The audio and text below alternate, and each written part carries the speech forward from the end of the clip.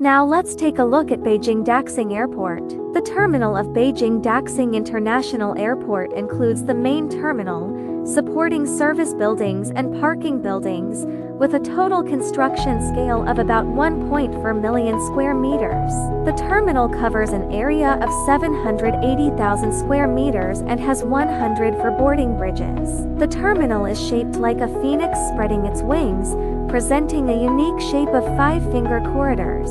The terminal is topped by a circular glass dome, 80 meters in diameter, surrounded by 8 huge C-shaped columns that hold up the entire terminal roof. These C-shaped columns are surrounded by bubble windows, which are mainly used for lighting and enable the terminal to withstand a Category 12 typhoon. The roof of the central area uses a steel space frame structure, which is supported by 8 C-shaped columns, 12 groups of support tubes and curtain wall columns, forming a large span roof of 180,000 square meters.